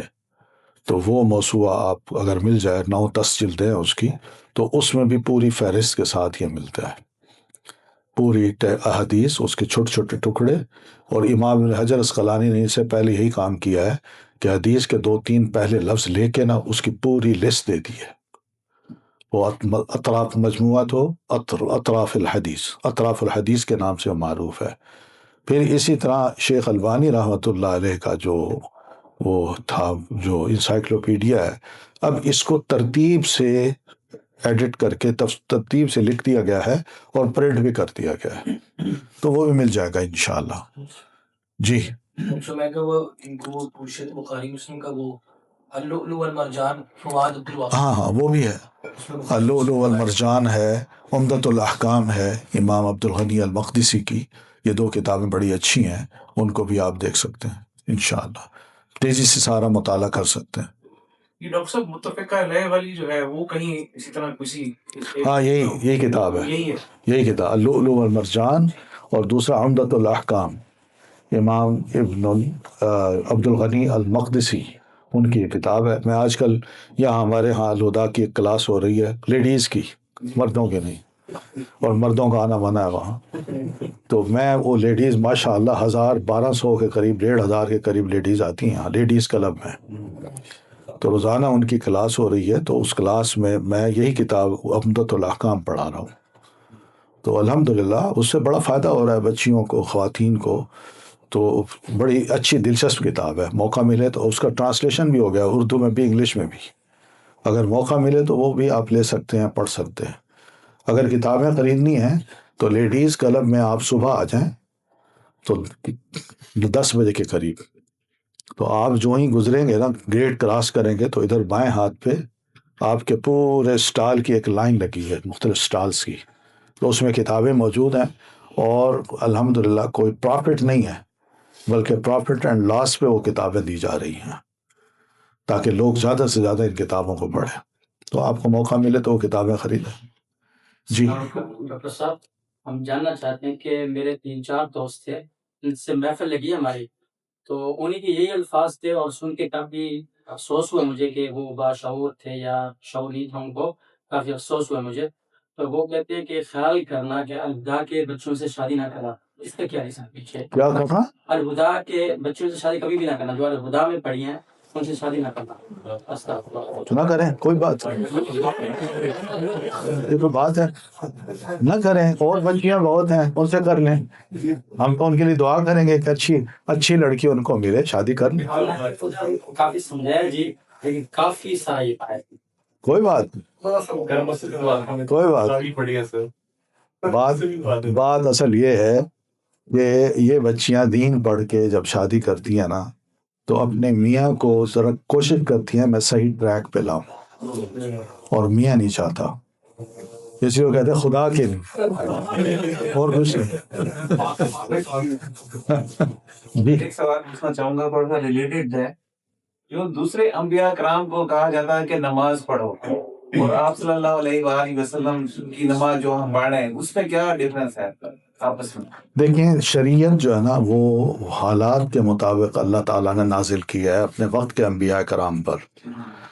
تو اس کو آہستہ آہستہ نازل کرتے کرتے اس امت میں اس کو مکمل کر دیا ہے۔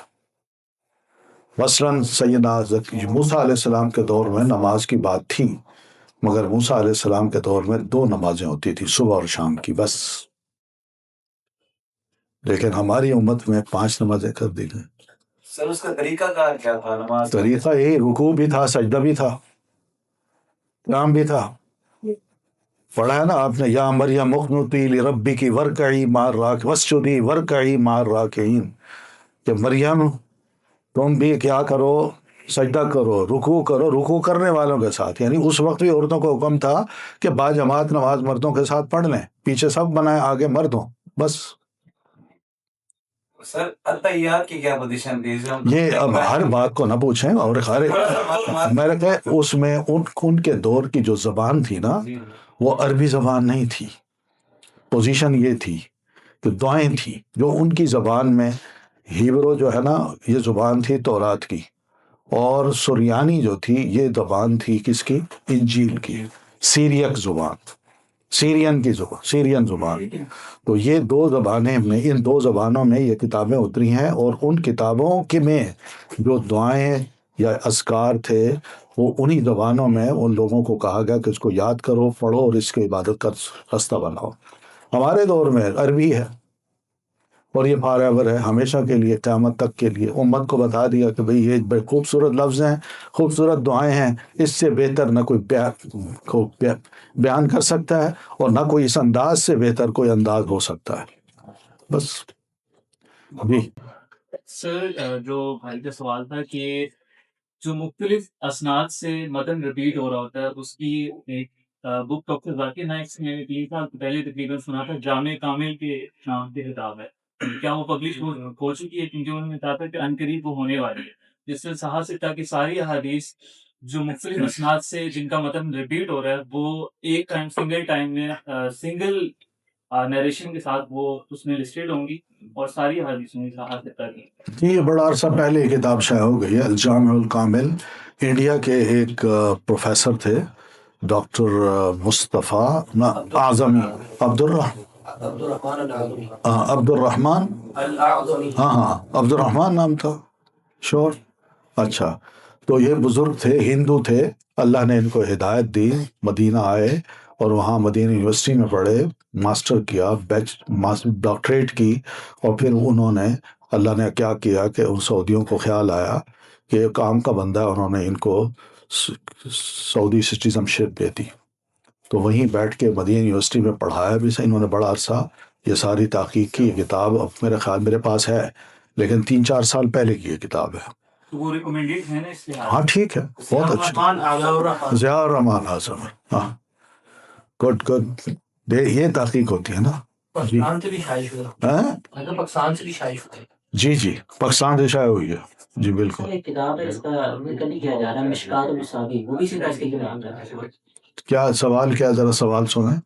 میں نے کہا یہ کتاب اس کو اگر شامل کر لیجیے، مشکات، وہ بھی اسی طرح کی کتاب ہے جہاں پہ جو ریپیٹ مشکات المصابیح، ہاں وہ بھی اسی طرح کی، مطلب اس کو بھی ریکمینڈ کیا جائے۔ نہیں، اس میں ساری احادیث تو نہیں ہیں، انہوں نے کیا کیا، جتنی ان کے پاس حدیث کا لٹریچر تھا نا، ان سب سے ایک ہی چیپٹر کی ایک حدیث لے کے اس کو اپنی کتاب میں لکھا ہے، ٹھیک ہے، اور اینڈ میں اس کا حوالہ دے دیا کہ اس حدیث کو بخاری نے روایت کیا، اس حدیث کو ترمذی نے، اس کو نسائی نے، اس کو امام مالک نے، اور اس کو فلاں ہے اور اس کو فلاں ہے، اور ریفرنس دے دیا، شروع سے سند کو کاٹ دیا، صرف صحابی کا نام رکھا اور اللہ کے رسول کی حدیث بیان کر دی، تو وہ مشکات ہے۔ اس کا طریقہ یہ ہے کہ اس کی پہلی 3 فصلیں ہیں، 3 سب چیپٹرز ہیں۔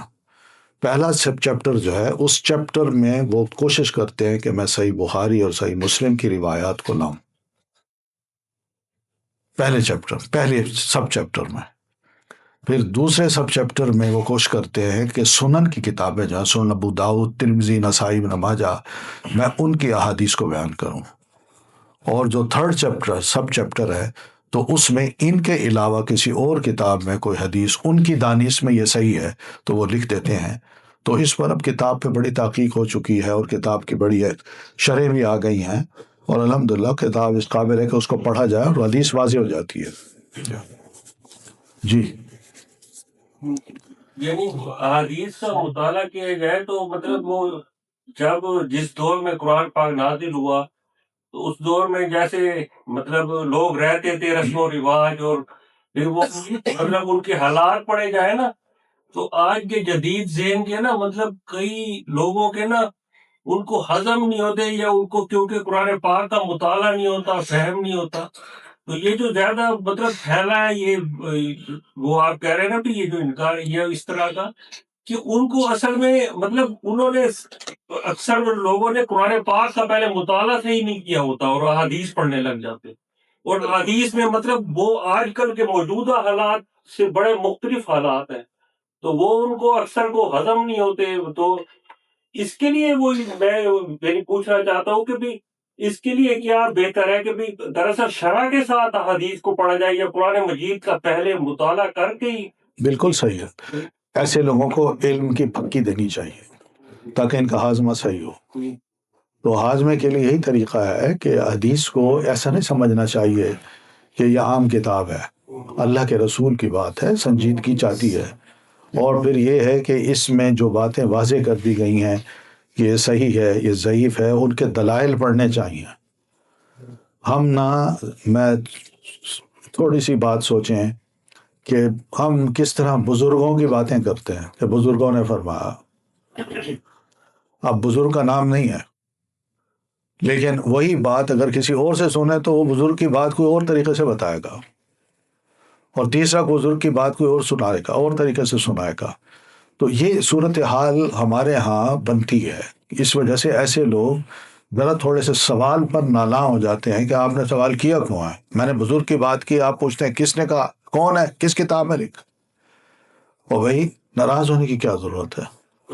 آپ اپنے علم میں اضافہ کریں، ذرا کہہ دیں اس کو کہ اچھا میں پڑھ کے بتاؤں گا کون سی کتاب میں ہے، یا بزرگوں سے پوچھ لوں گا، علماء سے پوچھ لوں گا، وہ بتاؤں گا۔ آج کل تو ماشاءاللہ ہمارا ینگ لڑکا جو ہے، نوجوان، وہ تو الحمدللہ دریلی سے سوال کر لیتا ہے، جناب آپ نے فرمایا یہ حدیث صحیح ہے، ضعیف ہے، کیا ہے؟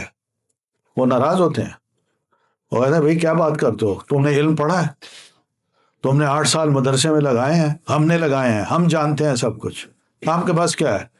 اردو کی کتابیں پڑھ کے آپ ہم سے بات کرتے ہو۔ اب یہ ڈانٹنا کوئی طریقہ ہے؟ یہ علمی رویہ تو نہیں ہے۔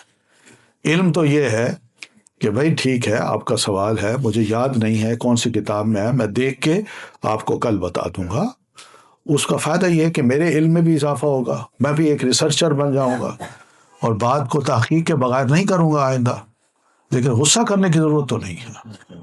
جی پھر تو بیسیکلی جو آپ نے بات آخر میں کی ہے کہ ہر کسی کو اپنے اخلاق پہ کام کرنا چاہیے، آپ نے بالکل ٹھیک فرمایا، لیکن ایک چیز جو میں اگر اپنے سمیت یہ ابھی میرے ذہن میں آئی ہے، میں اور سارے جو یہاں بیٹھے ہیں،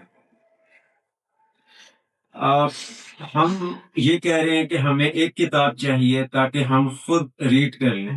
اب کتاب تو ریڈ کر لی، اب اس میں اگر کوئی چیز نہیں سمجھ آئی تو کیا کسی کو استاد کا درجہ بھی دیں گے، یا میرا دماغ میری مرضی؟ اور سر یہ ایک ایسا آج کل ہمیں انفیکشن ہے کہ biology, chemistry, physics, mathematics, economics, accounting, ہمیں سمجھ نہیں آتی۔ آج آپ مجھے کتاب دے دیں کہ عبداللہ یہ اکاؤنٹنگ کی کتاب ہے، 1 مہینہ ہے، مجھے بتا، میں اوپر سے لے کے نیچے تک شاید یاد تو کر لوں، اس کی ایکسیپشنز، وہ رول کیوں بنا اور کیسے بنا، تو وہ ڈاکٹر صاحب آپ نے مجھے بتانا ہے۔ لیکن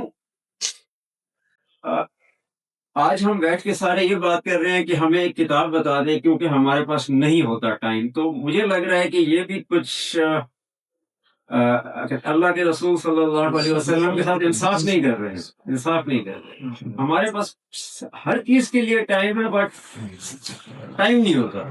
صحیح نہیں، بات صحیح ہے آپ کی۔ اب میں یہ دیکھتا ہوں کہ ہم قرآن مجید کو اتنا آسان سمجھتے ہیں، ہر کوئی اس کا ترجمہ بھی پڑھ لیتا ہے اور کہتا ہے مجھے سمجھ بھی آ گئی ہے، حالانکہ قرآن مجید بھی علم چاہتا ہے، اس کا شان نزول ہے، اس کے فقہی مسائل ہیں، اس کے اندر بہت سے اس کی ترجمانی میں یا اس کی تفسیر میں بہت سے علماء کے اقوال ہیں. یہ سب چیزیں جو ہے نا وہ ہم پڑھتے ہیں اور سمجھ آتی ہے. تو بہنی اسی طرح سیرت رسول کو، اللہ کے رسول وسلم کی احادیث کو کوئی اتنی مشکل نہیں ہے. چھوٹی چھوٹی لائنیں ہیں، کوئی رکو تھوڑی ہیں، چھوٹی چھوٹی لائنیں ہیں.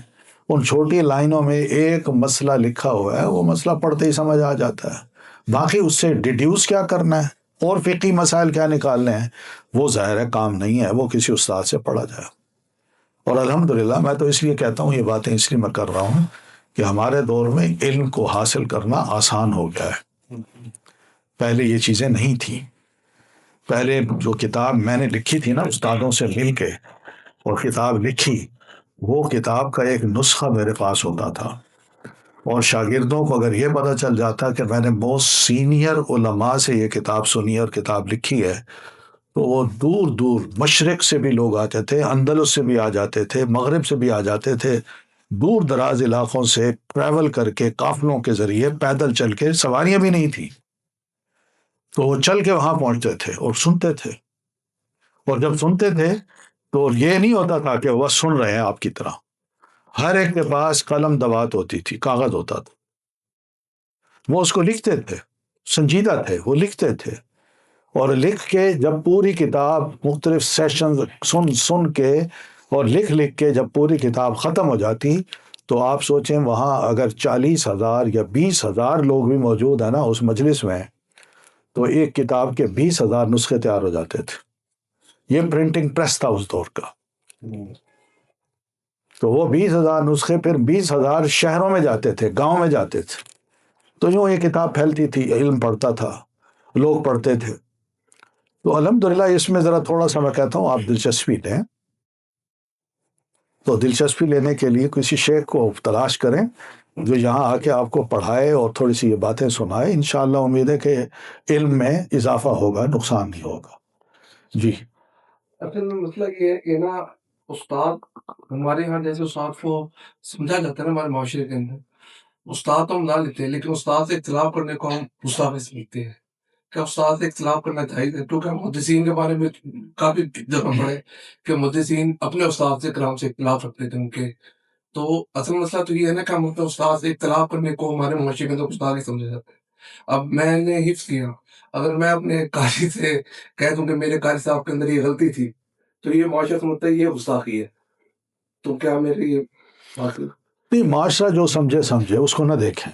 ٹیچر جو ہے نا وہ کیا سمجھتا ہے، یا آپ جس سے اختلاف کر رہے ہیں وہ اس اختلاف کو کس رنگ میں لیتا ہے. سوچ یہ ہونی چاہیے کہ بھئی ٹھیک ہے، اس نے جو سمجھا ہے، ہو سکتا ہے میں نے غلط سمجھایا ہو اس لیے وہ اختلاف کر رہا ہے، یا اس کی بات زیادہ بہتر ہے بنسبت میری وضاحت کے، تو میں مان لوں. کوئی اس طرح کی سوچ ہونی چاہیے، تب جا کے یہ علم جو ہے نا وہ پھیلتا ہے اور کلیئر ہوتا ہے، نیٹ ہوتا ہے. ورنہ تو مسائل ہو جاتے ہیں اختلاف چھوٹی چھوٹی بات پہ، اور پھر گستاخی اور توہین اور یہ اور وہ. جیسے میں نے بھی آپ سے عرض کیے، لوگ یہ کہتے ہیں بھئی تم نے پڑھا ہے 8 سال، میں نے پڑھا ہے، تم نے پڑھا ہے. تو بھئی 8 سال پڑھنے سے بھی کیا عالم بن جاتا ہے بندہ؟ پہلے تو سوال یہ ہے. کوئی بڑے سے بڑا عالم بھی کوئی ماں کے پیٹ سے پیدا ہونے کے بعد کوئی علم لے کے نہیں آتا، وہ بھی سیکھتا ہے، وہ بھی علم کو سیکھتا ہے. سیکھتے سیکھتے سیکھتے سیکھتے ایک لمحہ آتا ہے کہ اس وقت وہ جا کے نا عالم بنتا ہے. اور علم کی کوئی حد ہی نہیں ہے، اس کی کوئی لیمٹ نہیں ہے. قبر میں جانے تک جو ہے نا یہ علم کو مسلمان کو سیکھنا چاہیے. وہ سینگ پڑا ہوگا، حدیث نہیں ہے یہ، اطلب العلم من المہد الی اللحد، کہ علم کو حاصل کرو ماں کی گود سے لے کر قبر کی گود تک. یہ حدیث نہیں ہے، کسی کا قول ہے. تو اس قول کو اگر دیکھیں تو بات بالکل صحیح ہے. امام شافعی رحمۃ اللہ علیہ کتنے بڑے عالم تھے، کتنے بڑے فقیہ تھے. وہ خود کہا کرتے تھے کہ واللہ مجھے جب بھی کسی نئی بات کا علم ہوتا ہے تو مجھے یوں لگتا ہے کہ میں ابھی طالب علم ہوں، ابھی میرے پاس علم نہیں ہے. سیدنا عمر رضی اللہ تعالیٰ عنہ طواف کر رہے تھے. طواف کے دوران ہی انہوں نے دیکھا ایک صاحب کو، وہ دعا کر رہا ہوں اللہم اجعلنی من القلیلین. وہ دعائیں اور ہوتی ہیں، وہ کہ اللہم اجعلنی من القلیلین، مولا مجھے تھوڑے لوگوں میں شامل کر لے، تھوڑے لوگوں میں شامل کر لے. حضرت عمر سن رہے ہیں یہ کیسے دعا کر رہا ہے. نہ اللہ کے رسول نے بتائی ہے اور نہ ہی ہم نے کسی صحابی سے سنی ہے. یہ کون ہے؟ تو 2-3 دفعہ جب اس سے یہ دعا سنی تو فرمانے لگے ہوئے یہ کہاں سے سیکھی ہے تم نے دعا؟ یہ کیا دعا ہے؟ کہتے قرآن مجید سے. ان کا وہ کہاں سے؟ کہتے اللہ نے نہیں فرمایا قلیل من عبادی الشکور، میرے شکر گزار بندے بہت تھوڑے ہیں. اوہ ہوئے ایسی زبردست بات کی حضرت عمر تڑپ اٹھے. وہ مان گئے کہ عمر تم کیا سمجھتے ہو کہ عالم تم ہی ہو، قرآن مجید تم ہی سمجھتے ہو؟ یعنی اس بندے نے کتنی گہرائی سے اس قرآن مجید کی ایک آیت کو سمجھ کے اللہ سے دعا کی ہے کہ اللہ مجھے بھی ان تھوڑے لوگوں میں شامل کر لے جو تیرے شکر گزار بندے ہیں. کون کرتا ہے ایسی دعا؟ جی آپ نے ایک منٹ ان کو ذرا کریں. جی السلام علیکم. میرا سوال یہ ہے کہ ہمیں کتنا علم حاصل کرنا چاہیے. تھوڑا سا یہ کہ جیسے نا کچھ ٹاپکس ہوتے ہیں جو ہماری لائف سے ریلیونٹ ہوتے ہیں، ہم ان کو امپلیمنٹ کر رہے ہوتے ہیں، جیسے فرائض ہیں اور اس طرح کے سارے معاملات. لیکن کچھ اس طرح کے جیسے یہ ہر موقع پہ نا لڑائی ہو جاتی ہے، 12 ربیع الاول، پھر جنگ فدق، صفین، اور پھر کربلا کے واقعات اور اس طرح. تو میرا اس طرح کی ٹاپکس میں انٹرسٹ نہیں ہے کیونکہ ایمان مذبذب ہوتا ہے میرا. تو اس میں کیا حکمت عملی، مطلب ایک انسان کو کتنا ایمان؟ دیکھیں دین جو ہے نا ہم نے لینا ہے اللہ سے اور رسول اللہ سے. اور اللہ کے رسول صلی اللہ علیہ وسلم جب اس دنیا سے تشریف لے گئے تو دین مکمل تھا. الیوم اکملت لکم دین مکمل تھا. دین مکمل چھوڑ گئے ہیں. اتممت کے لفظ بھی ہیں، پورا تمام کر دیا، یعنی کوئی نقص نہیں چھوڑا. تو آپ جب دنیا سے تشریف لے گئے تو دین مکمل تھا، اور الحمدللہ اس دین نے آج بھی موجود ہے اور قیامت تک باقی رہے گا. اس میں کسی قسم کی اجازت نہیں ہے کہ میں اس میں کوئی اپنی طرف سے کوئی شے ایڈ کروں یا کوئی شے نکال دوں. مجھے اس لیے کہ میں نبی نہیں ہوں، نہ مجھ پر وحی نازل ہوتی ہے اور نہ کسی پر نازل ہوتی ہے. اس لیے یہ پہلا تو اصول یہ بنا ہے کہ ہم نے وہ دین لینا ہے جو پیارے رسول صلی اللہ علیہ وسلم نے چھوڑا تھا، اور یہ ایمان ہے ہمارا کہ یہ دین آج بھی موجود ہے اور قیامت تک موجود ہوگا. تو یہ جو آج موجود ہے وہ کہاں ہے، اس کے لیے ریسرچ کیجیے، پوچھیے علماء سے. آپ نیٹ پہ جائیں، ایک سوال لکھیں تو اس کا جواب آپ کو 4-5 ویب سائٹ پہ مل جائے گا. پھر ان 5 کو پڑھیں آپ، اور 5 کو پڑھنے کے بعد دلائل دیکھیں کہ کس کی دلیل زیادہ اتھینٹک ہے، کون حدیث کو استعمال کرتا ہے، آیات کو استعمال کرتا ہے، اور کون اقوال کو اور بزرگوں کو پیش کرتا ہے. تو اس میں اب میرا اصول کیا ہونا چاہیے؟ جو اللہ اور اس کے رسول نے فرمایا وہ سر آنکھوں پہ، اور جو دوسرے ہیں وہ نبی نہیں ہیں، وہ بزرگ ہیں، ان کی عزت کیجیے، مگر ان کی بات ماننا دین نہیں ہے. سیدھی سی بات. جب ایک بات واضح ہے جو پیارے رسول صلی اللہ علیہ وسلم نے فرما دی تو اس وضاحت کے بعد کسی کی اور کی وضاحت کی ضرورت ہی نہیں ہے.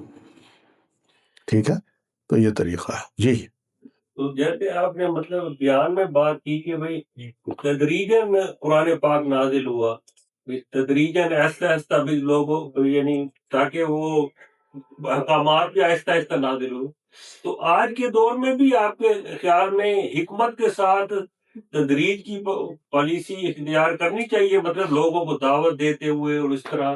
دعوت دیتے ہوئے نہیں، قرآن مجید کو پڑھاتے ہوئے وہ سبق اس کے بنائے جائیں، الحمد سے لے کر والناس تک پورا قرآن پڑھایا جائے.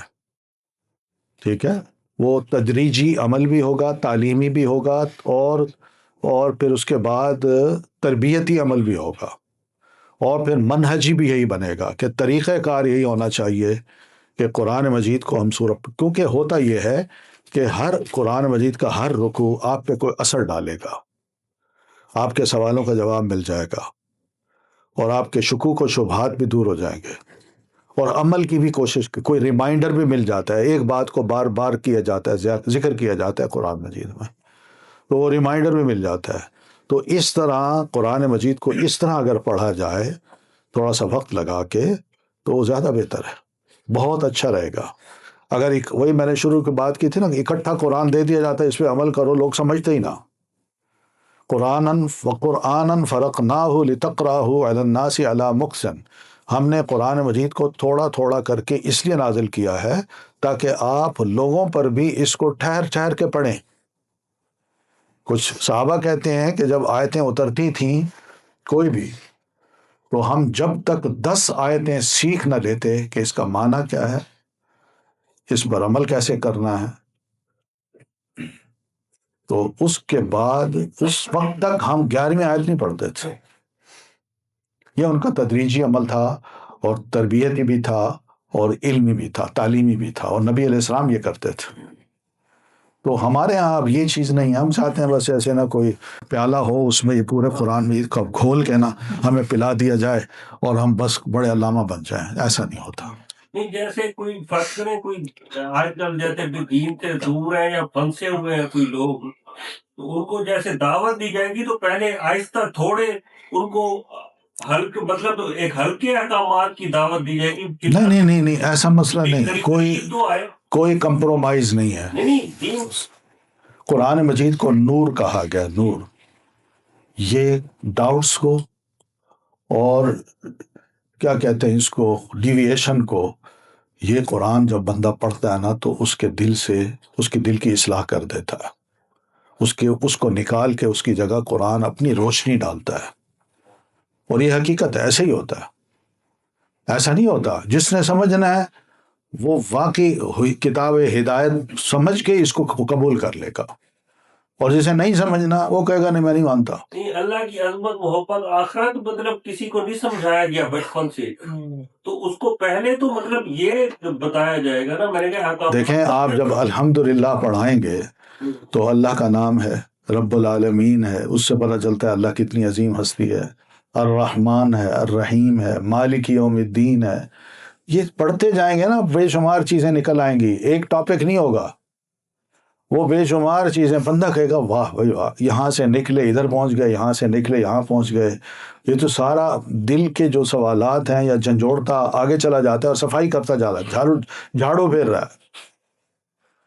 تو اس طرح ہمیں چلنا چاہیے، گھبرائیں نہ۔ انشاءاللہ اس کتاب کے شروع سے ہی اگر اس کو پڑھانا شروع کریں تو اس کے بڑے اچھے اثرات ہیں۔ قرآن پاک کا جو مکی دور ہم دیکھیں تو مکی دور میں زیادہ تر توحید آخرت ہے۔ اب ہم مکی دور میں نہیں ہیں، نہ مدنی دور میں، ہم اس دور میں ہیں جو ہم الحمدللہ کتاب مکمل ہو چکی ہے اور ترقی یافتہ دور میں ہیں۔ یہ چیزیں جو اس وقت ہمارے پاس ہیں پہلے لوگوں میں نہیں تھیں، پہلے لوگوں میں علماء کی کمی تھی۔ اب الحمدللہ علماء کی بہت افراد ہے، بہت سے علماء ہیں، اور یعنی اس میں سائنٹسٹ بھی ہیں، اس میں دانشور بھی ہیں، اور اس میں الحمدللہ اور بھی بہت سے اچھے اچھے لوگ ہیں، انجینئر بھی ہیں، ڈاکٹر بھی ہیں۔ ان کے ویوز بھی اگر ہم سنیں نا تو قرآن مجید کو جس طرح وہ دیکھتے ہیں نا اپنی سائنس سے، اپنی فکر سے، تو ان کے لیے بڑے عقدے کھلتے ہیں۔ وہ کہتے ہیں واہ بھئی، میں کیا سوچتا تھا، قرآن مجید نے اس کا جواب دے دیا۔ تو اس لیے یہ ایک خاص ٹاپک نہ لیں، شروع سے لیں، پڑھانا شروع کریں، دیکھیں انشاءاللہ لوگ کہیں گے واہ مزہ آ رہا ہے اور سمجھ آ رہی ہے، اب پتہ چلتا ہے کہ قرآن مجید کیا کتاب ہے۔ جی میرا سوال یہ ہے کہ جیسے ہم اپنی بات میں وزن ڈالنے کے لیے نا کہتے ہیں کہ اللہ کی قسم اس طرح ہے، تو جیسے کہ اللہ تعالیٰ قرآن پاک میں فرماتے ہیں والعصر کے زمانے کی قسم، تو اللہ تعالیٰ اس طرح کیوں کرتے ہیں؟ میں ذرا نا اس کو ڈیپلی اسٹڈی کرنا چاہ رہا ہوں کہ اللہ تعالیٰ اپنی بات میں وزن ڈالنا چاہ رہے ہیں یا اس کی کیا ریزن ہے، اس کو آپ نے ذرا ڈیپلی کلیئر کریں۔ اللہ کے لیے اپنی مخلوق میں سے کسی ادنا سے ادنا چیز کی قسم اٹھانا بھی نا وہ حق بنتا ہے اس کا، کیونکہ اس نے اس کو پیدا کیا ہے۔ چیونٹی کی قسم بھی کھا لے تو اس کے لیے جائے، وہ ویلڈ ہے، مگر ہمارے لیے سوائے اللہ کی قسم کے کسی اور کی قسم ہم نہیں کھانی۔ باقی وزن نہیں ڈالنا چاہتا، اس چیز کا وزن بتانا چاہتا ہے کہ اس چیز کو دیکھو جس کی میں قسم اٹھا رہا ہوں، ذرا اس چیز کو دیکھو۔ والعصر قسم ہے زمانے کی۔ اب زمانہ کیا ہے؟ ماضی ہے، حال ہے، مستقبل ہے، ٹھیک ہے؟ یہ ہمارے لیے ہے، اس کے لیے نہیں ہے۔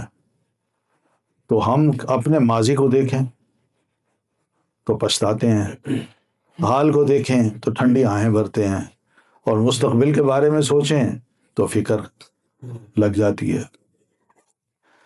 اسی لیے کہا ان الانسان لفی خسر، سارے انسان نقصان میں ہیں، ایک انسان۔ سوائے ان لوگوں کے جو ایمان لاتے ہیں اور عمل صالح کرتے ہیں، وہ نقصان میں نہیں ہے۔ کیوں؟ انہوں نے اپنا ماضی بھی بہتر بنایا، حال بھی بہتر بنا رہے ہیں، اور فیوچر کی ان کو فکر ہے۔ تو یہ وہ چیز ہے جس کو اللہ نے وزن دار بنا کے پیش کیا ہے کہ وقت کو آپ بڑی قیمتی چیز سمجھیں، اس کی قدر کریں۔ یہ ہاتھ سے نکل جائے گا، برف کی طرح پگھل جائے گا، اور آپ کے ہاتھ میں کچھ نہیں رہے گا۔ تو ایسے ہی ہوتا ہے۔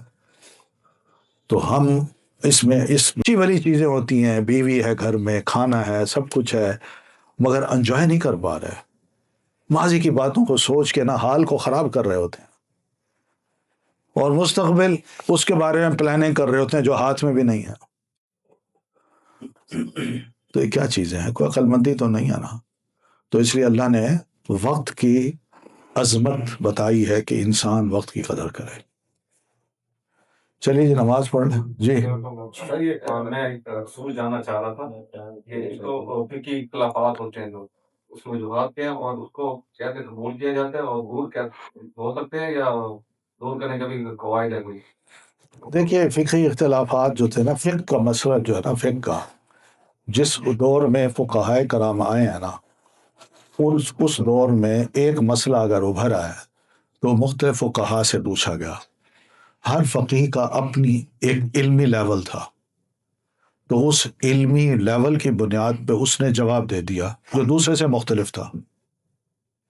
اور یہ قرآن مجید کا ایک اصول ہے، یاد رکھیں، وَفَوْقَ كُلِّ ذِي عِلْمٍ علیم۔ ہر عالم کے اوپر ایک عالم ہوتا ہے۔ ایک عالم کوئی بات کرے گا تو اس سے بڑھ کر ایک اور عالم اس سے زیادہ بہتر بات کرے گا۔ ہم یہ جو سوچتے ہیں نا کہ ایک عالم میں سارے دین کا علم ہے، یہ غلط سوچ ہے کہ بس یہ علم ہے تو اسی کے پاس ہے، باقی اس کے مقابلے میں کم ہے۔ یہ غلط سوچ ہے۔ آپ کو میں چھوٹی سی مثال دوں، حضرت ابوبکر صدیق جب خلیفہ بنے تو ان کے پاس ایک دادی اماں آئیں، انہوں نے آ کے کہا جی میرا پوتا فوت ہوا ہے، تو اس کی جائیداد تقسیم ہو رہی ہے، ترکہ، مگر مجھے اس کا حصہ دار نہیں بنایا جا رہا، تو میرا حصہ دلائیے۔ سیدنا ابوبکر عالم تھے، قرآن مجید کے بھی تھے، ان کو آیت میراث جو وراثت کی آیتیں ہیں نا، وہ ساری یاد تھیں، ازبر تھیں، اور پھر نبی علیہ الصلوۃ والتسلیم کا جو علم تھا وہ بھی پتہ تھا۔ تو انہوں نے غور کیا تو بیوی سے کہا، بیوی قرآن مجید کی آیتوں میں تو تمہارا کوئی علم نہیں ملتا، تمہارا کوئی حصہ نہیں ملتا، باقی رہا یہ کہ کیا اللہ کے رسول نے کچھ فرمایا ہو؟ مجھے یاد نہیں ہے کہ اللہ کے رسول نے کچھ اس طرح کا ارشاد فرمایا ہو کہ جس سے میں یہ کہہ سکوں کہ تمہارا حصہ بنتا ہے۔ تم ایسا کرو، پھر آنا، میں ذرا پوچھ لوں گا۔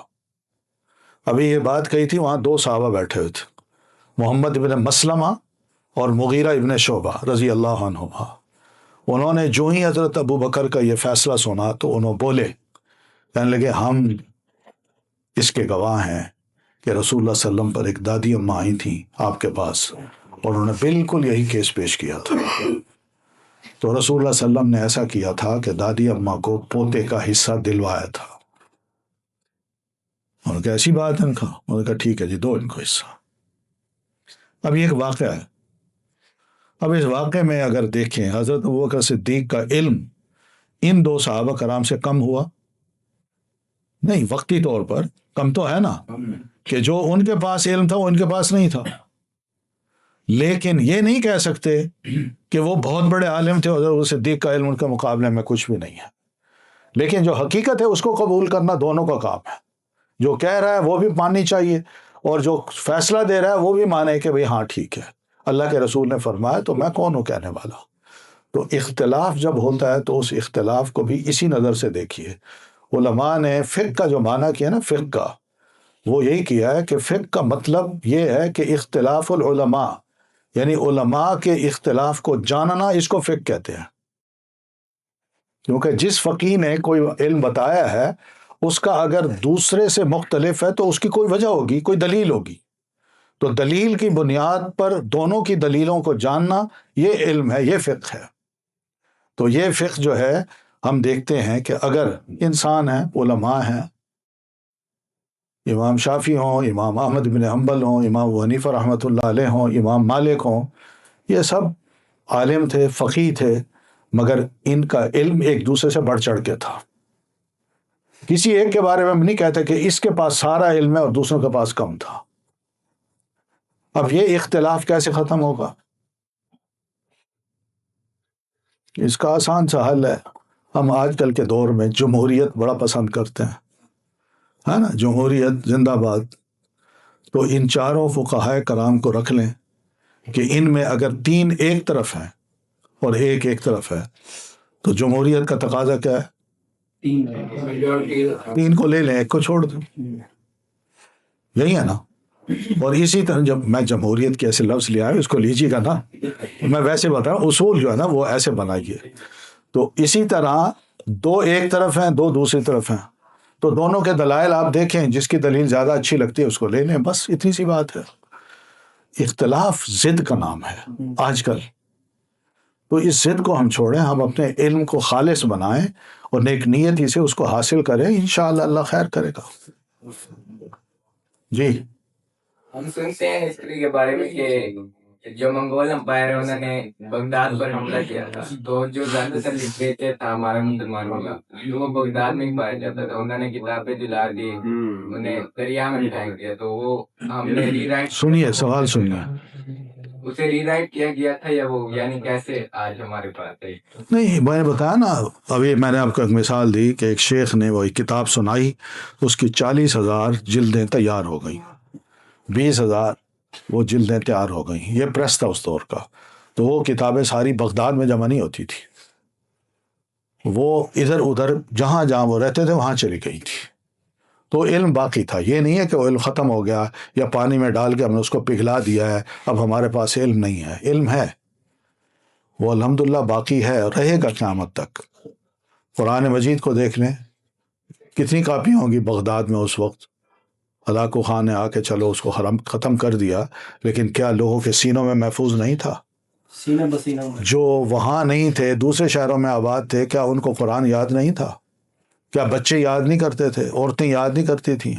پھر یہ تو قرآن مجید ہے، اس کی کاپیاں نہیں ہوں گی ان کے پاس. اسی طرح کتابیں بھی ہوتی تھیں. تو اس لیے یہ نہیں ہے کہ وہ جناب ہلاکو خان نے سب روڑ دیا. کیا کہتے ہیں سرائکی میں روڑ دیا کہتے ہیں نا. خان جو تھا وہ پٹھان تھا، وہی نہیں، وہ عمران خان کے رشتے دار نہیں، نام نہ لے کسی کا. بس جی سوال ہے، جیسے نا جاوید احمد غامدی کو نا آج کے نام سے نا وہ انکار حدیث کے نام سے مطلب اس کو لقب دیا جاتا ہے. بات یہ ہے کہ بہت بڑی کمیونٹی نا جو انٹلیکچوئل، کوئی بات نہیں، ایسے لوگ آتے رہے ہیں ماضی میں بھی. بڑے واصل ابن عطا بھی تھا، اس نے بڑا زبردست جوش دکھایا تھا، ذہین آدمی تھا، بڑی زبردست باتیں کیا کرتا تھا، تقریریں بڑی شاندار کیا کرتا تھا، مگر وہ اپنے وقت کا تھا، بس ختم ہو گیا. اس کا کون سا مسلک ہے؟ تو ان لوگوں کو سننا کیسا ہے؟ چلیں نہ، سننا کیسا ہے؟ سننا یہ ہے کہ اپنے علم میں پہلے اضافہ کریں پھر ان کو سنیں. کیونکہ جو میں نے یہی دیکھا ہے کہ موسٹلی لوگ کیا کرتے ہیں، بات کو ٹوسٹ کر دیتے ہیں. ہوتی کیا ہے، اس کو یوں بنا کے پیش کرتے ہیں. تو یہ ٹھیک نہیں ہے. یہ تحریف ہے، جس کو علمی تحریف کہتے ہیں، علمی ڈسٹارشن کہتے ہیں جس کو. تو یہ طریقہ ٹھیک نہیں ہے. جی نماز پڑھیں. اچھا کہیے گا. جزاکم اللہ خیرن. جی پھر نیکسٹ ویک انشاءاللہ اسی ٹاپک پہ تھوڑی سی اور پہلو پہ بات کروں گا انشاءاللہ. السلام علیکم.